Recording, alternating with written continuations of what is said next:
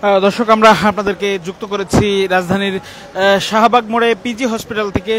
PG হসপিটালে কিন্তু কিছুক্ষণ আগে যে অগ্নিকাণ্ডের ঘটনা ঘটেছিল, সে আগুন কিন্তু নিয়ন্ত্রণে আনতে সক্ষম হয়েছেন ফায়ার সার্ভিসের কর্মীরা। তারা কিন্তু দীর্ঘ 20 মিনিটের প্রচেষ্টায় তারা এই আগুন নিয়ন্ত্রণে আনতে সক্ষম হন। আপনারা দেখছেন এই আগুনে পুড়ে কিন্তু যে ভবনগুলো দেখা যাচ্ছে, সেই ভবন কিন্তু আগুনে পুড়ে কালো হয়ে গেছে এবং সেই আগুন কিন্তু যে ফায়ার সার্ভিস এবং পুলিশের ঊর্ধ্বতন কর্মকর্তারা এখানে আছেন, আমরা জানার চেষ্টা করেছিলাম আসলে তেমন ক্ষয়ক্ষতি হয়েছে। ভবনটি আসলে ওই কক্ষটি আসলে যে কক্ষে আগুনের সূত্রপাত হয়েছে বা যে কক্ষগুলোতে আগুন ছড়িয়ে পড়েছে, সেই কক্ষগুলোতে আসলে এই যে এর আগে আসলে পরিত্যক্ত ঘোষণা করা হয়েছিল, যার ফলে কিন্তু এই যে আগুনের যে তীব্রতা বা যে ক্ষয়ক্ষতি সেটি কিন্তু তেমন হয়নি বলে তারা বলছিলেন।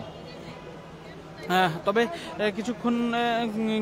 বেশ কিছুক্ষণের প্রচেষ্টার ফলে কিন্তু আগুনটি পুরোপুরি নিয়ন্ত্রণে চলে এসেছে। আপনারা দেখতে পাচ্ছেন এখানে কিন্তু ফায়ার সার্ভিস সহ পুলিশের ঊর্ধ্বতন কর্মকর্তারা আসলে উপস্থিত রয়েছে।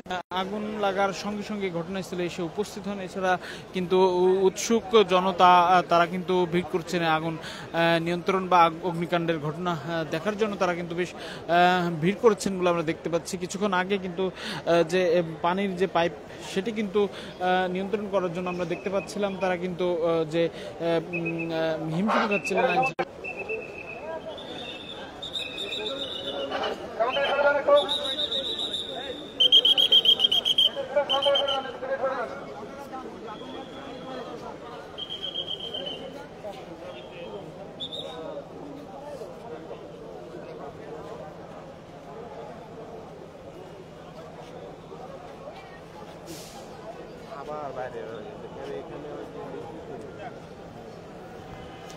দর্শক, আমরা আপনাদেরকে লাইভে সংযুক্ত করেছিলাম রাজধানীর পিজি হসপিটাল থেকে।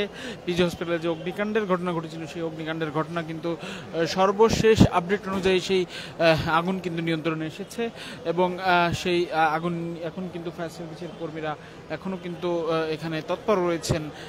সেই বিষয়টি আপনাদেরকে জানাচ্ছিলাম। পরবর্তী আপডেটের জন্য দেশ রূপান্তরের সঙ্গেই থাকুন।